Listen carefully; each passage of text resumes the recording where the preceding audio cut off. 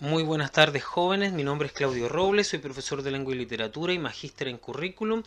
Y nuevamente vengo aquí a este espacio consagrado a la prueba de competencia lectora, a la mejora de la comprensión lectora en general, una ayuda para todos los jóvenes, ¿verdad?, que necesitan rendir esta prueba de acceso a la universidad y también mejorar para rendir pruebas estandarizadas como el CIMSEL, la prueba PISA también.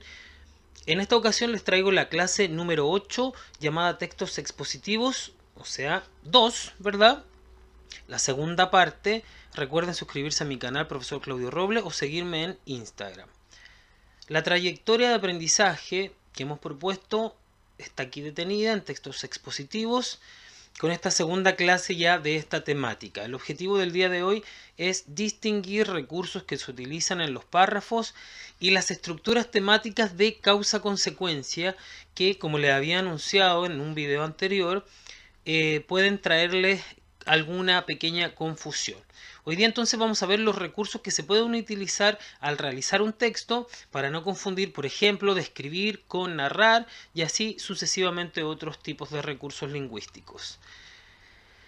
Ok, nosotros habíamos visto el texto con función referencial e informativa, el texto expositivo, ¿verdad? Ya explicamos a grandes rasgos todas sus funciones, elementos, para qué sirven, dónde lo encontramos y también habíamos visto algunas dificultades. Una de esas dificultades es responder correctamente a preguntas de la prueba de competencia lectora cuando a nosotros se nos pide identificar qué se hace en cada párrafo o qué se hace en cierta parte del texto. Hay muchísimos recursos lingüísticos que nosotros pudiésemos ocupar para desarrollar un texto. Algunos de esos, y los que vamos a ver el día de hoy, son la narración, la definición, la descripción, la citación, que está en azul porque es más simple, la voy a explicar inmediatamente, y también lo otro son gráficos, imágenes y tablas, o sea, recursos no verbales, ¿ya?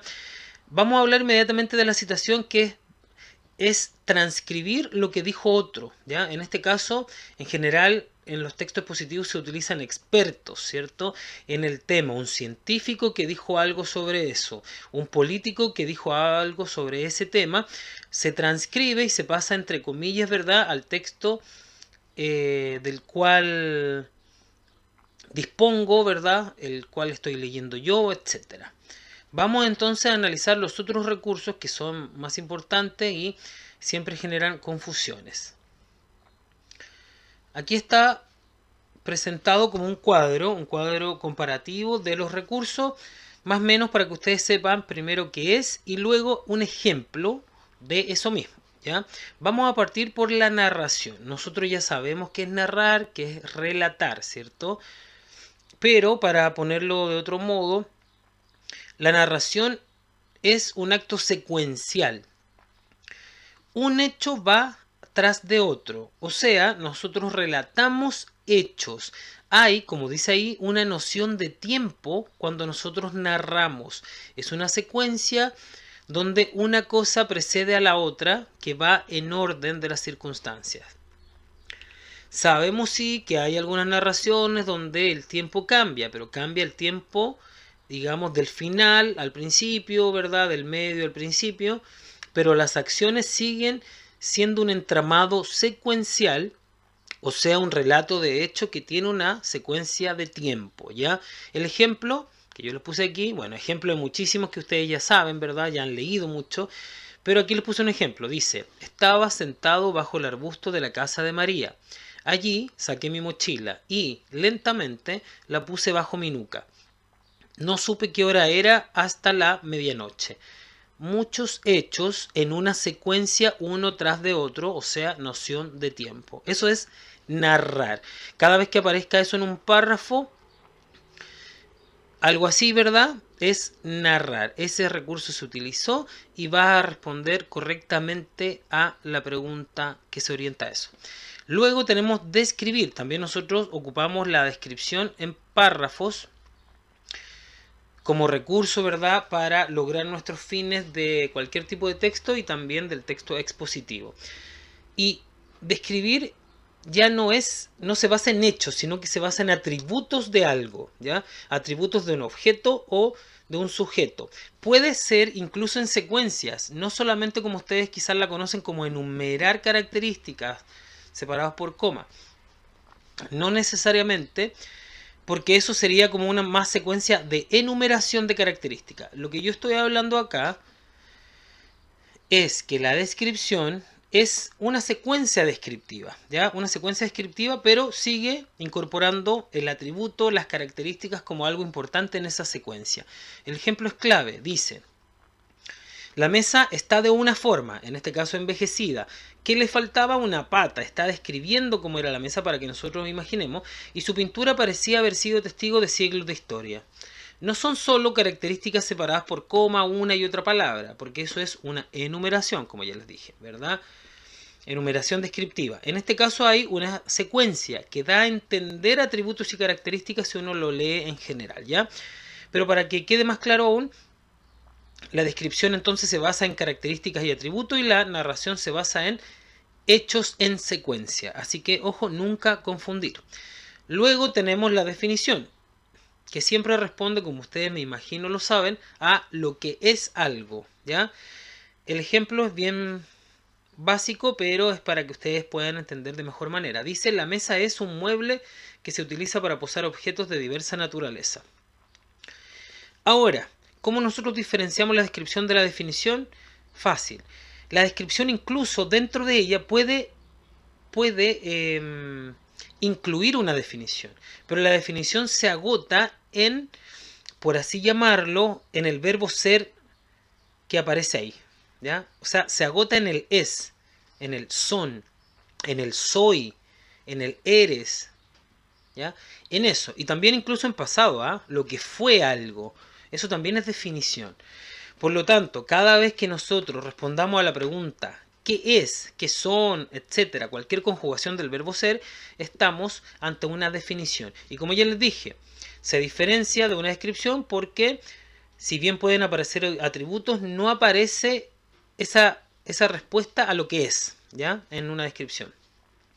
Y la descripción puede ser tan amplia que incluso empiece con una definición y luego termine claramente, como siempre lo vemos por ahí en los textos, describiendo en mayor profundidad ese objeto o ese sujeto, ¿ya? Entonces, 3 recursos: la narración, la descripción y la definición.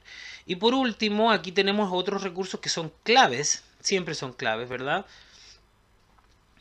En algunos textos van a aparecer imágenes, van a aparecer gráficos, van a aparecer tablas de información y también infografías. Por lo tanto, ¿para qué sirve la utilización de infografías, de gráficos, tablas? Para, primero, organizar la información de manera estética, de manera más ubicable, ¿verdad?, para el receptor, de manera que los receptores puedan evidenciar colores y formas, para que sea incluso divertida, para que atraiga más a un receptor, ¿cierto? Hay muchos propósitos por el cual se usa un recurso no verbal, ¿ya? Tenemos la infografía por ahí, donde aparece el salmón, que sintetiza información, se ancla de descripciones clave, características de lo que es, ¿verdad? Y tenemos por ahí también los gráficos que son utilizados, ¿ya? Ojo con estos recursos no verbales que aparecen en la prueba de competencia lectora, ¿ya? Aparecen como publicidad quizá, aparecen como una infografía, aparece incluso como una imagen o una obra de arte. Luego de ver los recursos que se pueden utilizar en los textos expositivos, en este caso estamos viendo eso, también estos recursos pueden estar presentes en textos no literarios, literario, argumentativo, ensayo, pero, por ejemplo, el texto expositivo en general se limita a ocupar los recursos que ya vimos, ¿ya? No pueden poner una crítica en un texto expositivo porque perdería el sentido, o ahondar en los comentarios o en misiones personales de juicio que ustedes hagan. Ya no se puede ocupar esos recursos lingüísticos en un texto positivo. En general se usan los que puse anteriormente, ¿ya? Ahora, pasando a otro tema, porque otro objetivo del día de hoy es tratar de que ustedes puedan hacer un parangón, una diferencia entre la causa y la consecuencia y nunca más confundirla. Para empezar, una causa es sinónimo de motivo o razón, el origen de algo, el fundamento de algo. Por lo tanto, la causa siempre va a responder a la pregunta ¿por qué sucedió? ¿Por qué pasó esto? ¿Debido a qué pasó esto? ¿Ya?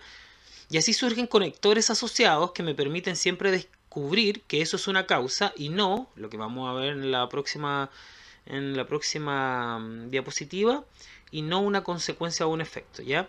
Por ejemplo, aquí hay un hecho que al después poner la causa se va a transformar en consecuencia o efecto. Fíjense, me fui a acostar rápido porque mi programa favorito había comenzado ya. Ese porque lo que hace es introducir el motivo, la razón, el origen o el fundamento de por qué me fui a acostar rápido, ¿ya? Así que, en este caso, al poner el conector, al poner dos ideas que son unidas por esto, se establece así una relación consecuencia y luego su causa u origen, ¿ya? Por lo tanto, nunca confundir la causa de la consecuencia. La causa es el motivo, la razón, y al revés, la consecuencia, como dice ahí, es el hecho efecto, el efecto que tiene, la consecuencia misma, lo que pasa después. Podríamos decir que siempre en términos temporales, lo que sucede primero es la causa o el motivo y luego el efecto o la consecuencia, ¿cierto? Eso quiere decir que si yo miro, por ejemplo, aquí dice, me saqué un 3.5 en el ensayo, pero antes que eso hubo un motivo, hubo un origen, ¿cierto? Esa fue la causa. Entonces, en este caso, tenemos como causa el tema del ensayo. No me gustaba y no tenía tiempo. Ese es el origen, el fundamento.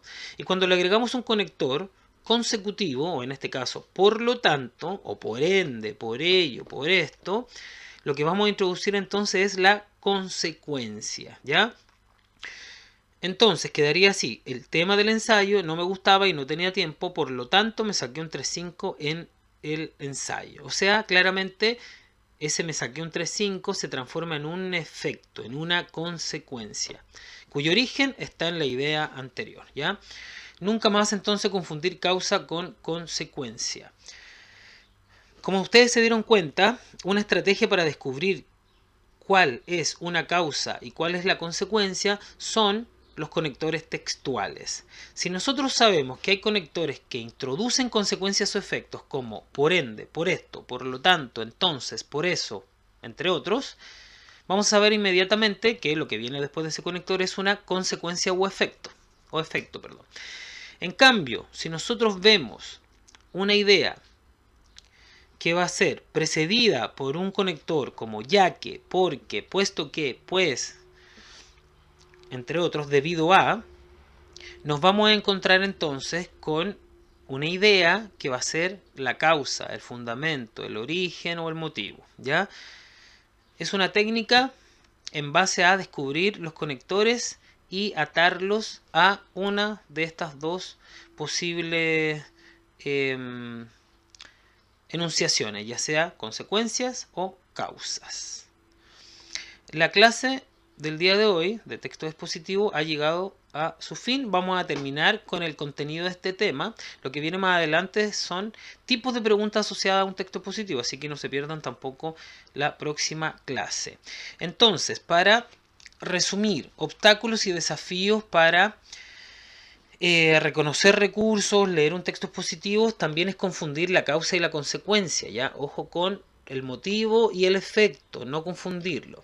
Confundir recursos como describir y narrar, o no estar seguro si eso es definición o descripción, también pueden traerles muchas dificultades a la hora de responder ciertas preguntas. Y también no reconocer u omitir símbolos, colores, formas en las imágenes de cualquier recurso no verbal como infografías, gráficos, tablas, imágenes que me puedan colocar adosadas a los textos o finalmente que ese sea el texto que tengo que analizar, ¿verdad? Una infografía, por ejemplo, nunca va a haber un texto y una infografía, siempre va a aparecer la infografía como el texto que usted tiene que analizar. Por lo tanto, ojo con esas indicaciones que aparecen en la prueba de competencia lectora. Estrategias básicas entonces que pudiésemos señalar a raíz de eso es que usted se haga consciente de lo siguiente. Los gráficos e imágenes son considerados textos. Textos que, claro, van a ocupar recursos no verbales, ¿verdad? Colores, formas, símbolos.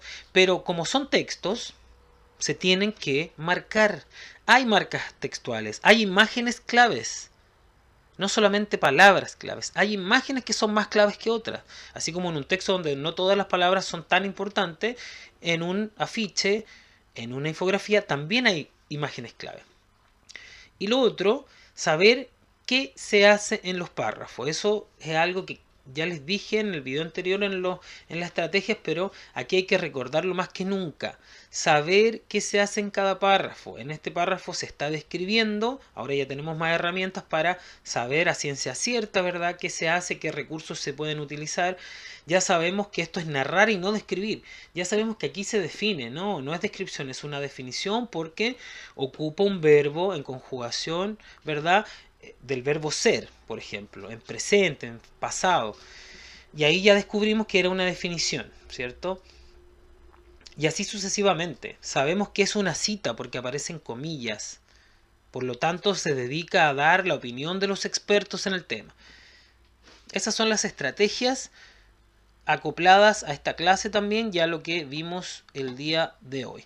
Con esto, como ya les dije, terminamos los textos expositivos. Nos queda una clase de tipos de preguntas asociadas a estos textos. Vamos a ir directamente al hueso, ¿verdad?, a ver los tipos de preguntas de competencia lectora. Eso es en el próximo video de clase.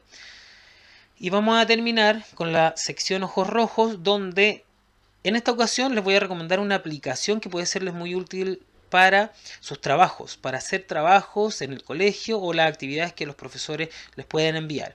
Se llama Canvas, así tal cual como está ahí, ¿verdad? La pueden googlear, si no la conocían la pueden buscar. Y es una aplicación gratuita donde ustedes pueden crear infografías de manera profesional, con una estética profesional, largas, ¿verdad?, como son las infografías en general que nosotros podemos ver en los medios de comunicación y en los ensayos.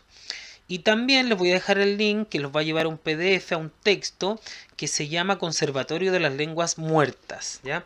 Es un texto positivo, porque estamos en esto también, pero en este caso es para revivir el conocimiento de todos aquellos idiomas que se fueron perdiendo por su uso, ¿ya? Una lengua muerta no quiere decir que no exista el día de hoy, sino que su uso ya no es social, no es de conjunto o de masa. Por lo tanto, ha quedado relegada a un libro, a ciertas personas que salvaguardan ese idioma, etc. ¿ya? Y así hay muchas lenguas muertas como el arameo, el dálmata, que aparecen en este libro y es bien interesante de leer. ¿ya? Es bien interesante saber cuáles fueron los idiomas que hoy no existen y que existieron alguna vez. Espero que les interese a alguno de ustedes.